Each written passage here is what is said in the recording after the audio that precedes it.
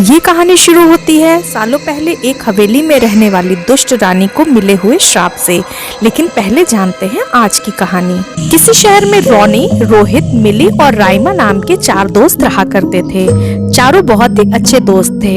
एक दिन सबने राइमा के घर मिलने का प्लान बनाया। राइमा देखो, कॉलेज की छुट्टियां स्टार्ट हो गई हैं, इसलिए हम तीनों ने मिलकर प्लान बनाया है कि हम कहीं बाहर चलते हैं। तुम बताओ हमें कहाँ चलना चाहिए? अरे मैं बता रहा हूँ ना, हमें किसी जंगल या हिल स्टेशन जाना चाहिए। क्यों राइमा, ठीक कहा ना मैंने?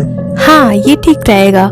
चलो किसी जंगल में चलते हैं। 2-3 दिनों तक हम वहाँ रहेंगे, बड़ा मजा आएगा। उसके बाद वे चारों अपना कुछ सामान लेकर जंगल की ओर निकल जाते हैं। रास्ते में उनकी कार खराब हो जाती है और अब धीरे धीरे अंधेरा बढ़ने लगा था। वो सब कार से बाहर आते हैं और रोहित उनसे कहता है, गाइस रात काफी हो गई है और अब हमारा पैदल चलना ठीक नहीं है। यहाँ जंगली जानवरों का बहुत खतरा है। चलो हम कोई रहने की जगह ढूंढते हैं, वहीं जाकर हम रात बिताएंगे। उसके बाद वे चारों रहने लायक जगह की तलाश करना शुरू कर देते हैं। तभी उन्हें वहाँ एक हवेली दिखाई देती है। गाइस ये सही जगह लग रही है रात रुकने के लिए। चलो हम इसी हवेली में चलते हैं। जब वो हवेली के पास पहुँचते हैं तो हवेली का दरवाजा पहले से ही खुला हुआ था। वो हवेली के अंदर जाते हैं। हवेली काफी खूबसूरत थी, लेकिन वहाँ एक अजीब सी मायूसी चारों तरफ फैली हुई थी। तब वो आवाज लगाते हैं, कोई है यहाँ? कोई है जो हमारी बातें सुन रहा हो? हमें मदद चाहिए, प्लीज हेल्प अस। तभी वहाँ एक बूढ़ा आदमी आता है और वो उनसे पूछता है, आप लोग कौन हैं और आप लोगों को क्या मदद चाहिए? काका हम यहाँ घूमने आए थे, लेकिन अचानक हमारी गाड़ी खराब हो गई और रात भी काफी हो गई है। क्या हम यहाँ एक रात के लिए रुक सकते हैं? आप यहाँ रुकिए, मैं अपनी मालकिन को बुला कर लाता हूँ। तभी उनके पास एक खूबसूरत सी रानी आती है और उनसे कहती है, मैं यहाँ की रानी हूँ। मुझे पता चला है कि आप सब यहाँ पे फंस गए हैं। आप जितने दिनों तक चाहें यहाँ रह सकते हैं। इसे अपना ही घर समझे। यहाँ आपको कोई परेशानी नहीं होगी। आपका बहुत बहुत धन्यवाद रानी साहिबा। हम तो बहुत परेशान हो गए थे कि इतनी रात को इस घने जंगल में हम कहाँ जाएं। आपका ये एहसान हम कभी नहीं भूलेंगे। उसके बाद वो अपने नौकर से कहती है, काका इनका सामान ऊपर कमरे में ले जाएं और इनके खाने पीने की व्यवस्था की जाए।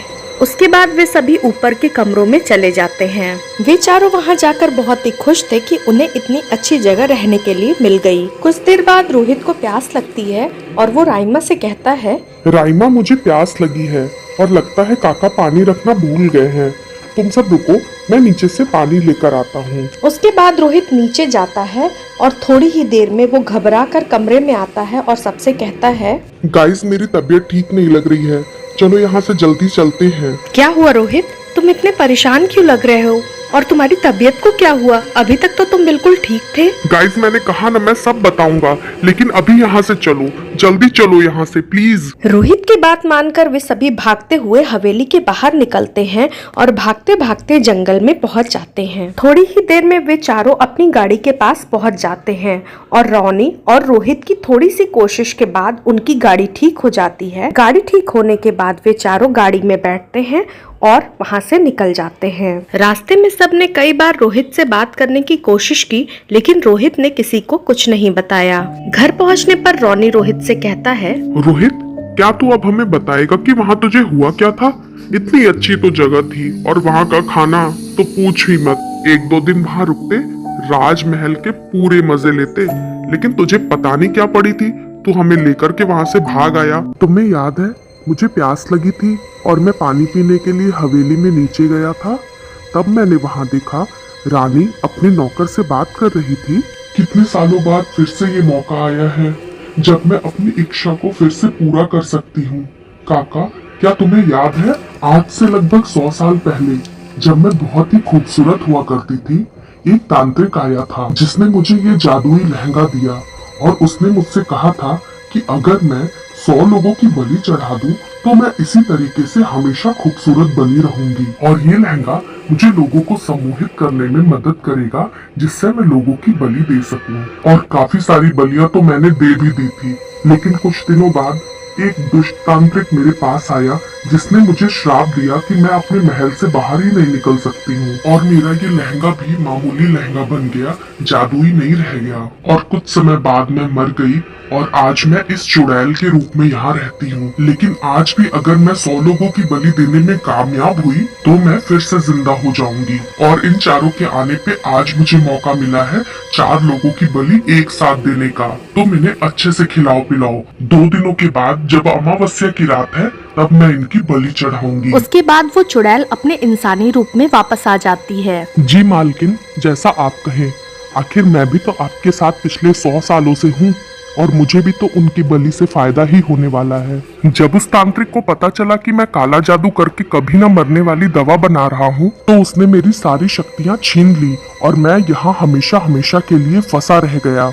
मुझे भी तो यहाँ से बाहर निकलना है। इन चारों की बलि देकर हम हमेशा के लिए मुक्त हो जाएंगे।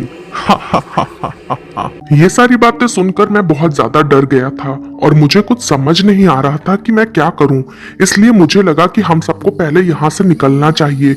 इसलिए मैं तुम सबको वहाँ से भागने के लिए कह रहा था।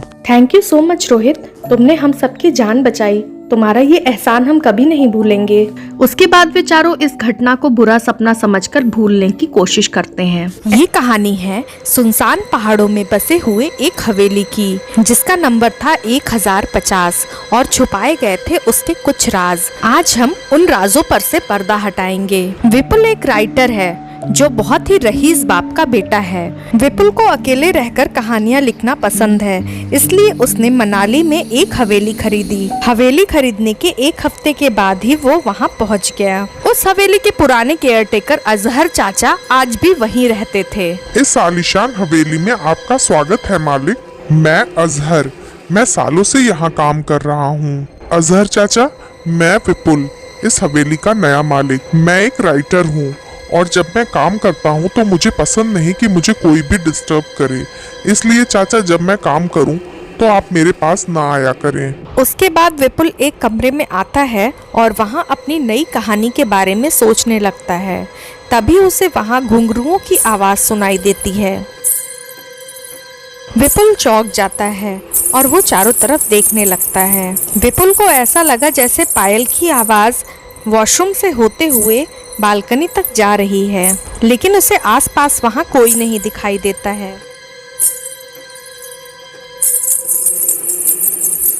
थोड़ी देर में जब पायल की आवाज बंद हो जाती है तो विपुल को लगता है शायद ये उसका वहम था और वो खुद से कहता है, शायद मैं बहुत ज्यादा ही थक गया हूँ, इसलिए मुझे ऐसी अजीब अजीब सी आवाजें सुनाई दे रही है। पहले मैं थोड़ा रेस्ट कर लेता हूँ, उसके बाद काम शुरू करूँगा। उसके बाद विपुल जाकर सो जाता है। उठने के बाद विपुल अजहर चाचा को अपने पास बुलाता है और उनसे पूछता है, काका, क्या इस हवेली में कोई लड़की भी रहती है? आज मैं जब यहाँ आया तो मुझे किसी के पायल की आवाज सुनाई दे रही थी। मुझे लगा शायद यहाँ कोई लड़की भी रहती है। लड़की? नहीं मालिक, शायद ये आपका कोई वहम होगा। आप इतना लंबा सफर करके आए हैं, मैं आपके लिए कुछ खाने को ले आता हूँ। उसके बाद अफजल चाचा वहाँ से चले जाते हैं। थोड़ी देर में जब विपुल खाने के लिए नीचे आता है तो वहाँ उसे एक साया दिखाई देता है। हॉरर स्टोरी लिखने आया था। लगता है आजकल मैं अपनी नई कहानी के बारे में ज्यादा ही सोच रहा हूँ, इसलिए मुझे चलते फिरते भूत दिखाई दे रहे हैं। खाना खाने के बाद विपुल ने अपने कुछ दोस्तों को कॉल किया और उन्हें वहां छुट्टियां मनाने के लिए बुला लिया। अगले ही दिन मैथिली और रवि, उसके 2 दोस्त वहां पहुंच जाते हैं। गाइस, बहुत अच्छा हुआ जो तुम दोनों यहाँ आ गए। पता नहीं, जब से मैं यहाँ आया हूँ मुझे कुछ अच्छा नहीं लग रहा, अजीब से फीलिंग है। बाय द वे, तुम दोनों बहुत थक गए होगे ना, इतना ट्रैवल करके आ रहे हो। इस हवेली में एक से बढ़कर एक कमरे हैं, जिसमें मन हो उसमें रहो। तुम्हारे भाई का घर है। वैसे विपुल, एक बात तो माननी होगी, तुमने हवेली तो बहुत ही खूबसूरत खरीदी है, जैसे फिल्मों में दिखाता है ना, भूतिया डरावनी हवेली। ओके गाइस, अब तुम दोनों जाकर जल्दी से फ्रेश हो लो, मैं अजहर चाचा से बोलकर कुछ खाने के लिए मंगवाता हूँ। उसके बाद मैथिली एक वॉशरूम में जाती है। तभी अचानक से वहाँ उसके सामने एक दूसरी मैथिली आकर खड़ी हो जाती है, जिसे देखकर मैथिली बहुत ही ज्यादा घबरा जाती है। वो मैथिली से कहती है, कितने साल लगा दिए तुमने यहाँ आने में, मैं कब से तुम्हारा इंतजार कर रही थी। तभी मैथिली वहाँ से भागते हुए बाहर जाने लगती है और अचानक उसे रास्ते में रवि मिल जाता है। मैथिली, क्या हुआ? इतनी घबराई हुई क्यों हो? कहाँ जा रही हो तुम? मैंने वॉशरूम में खुद को खुद से बात करते हुए पाया। मुझे समझ नहीं आ रहा ये सब क्या हो रहा है। अरे पागल, ये सब तुम्हारे मन का वहम है। इतनी बड़ी हवेली देखते ही पहले ही तुम प्रेतात्मा, भूत, ये सारी बातें करने लगी। वो तुम्हारे मन में कहीं ना कहीं पहले से बैठी हुई थी बात, इसलिए तुम्हें ऐसा लग रहा है। चलो थोड़ी देर आराम कर लो कुछ खा करके, फिर तुम्हें अच्छा लगेगा। उसके बाद वे तीनों खाना खाकर सोने चले जाते हैं। इस रात उनकी जिंदगी बदलने वाली थी। कोई था जो छुपकर सब कुछ देख रहा था। क्या है इस हवेली का राज, जानना चाहेंगे आप? तो हमारे चैनल को सब्सक्राइब करें और देखना ना भूलें। कोई है।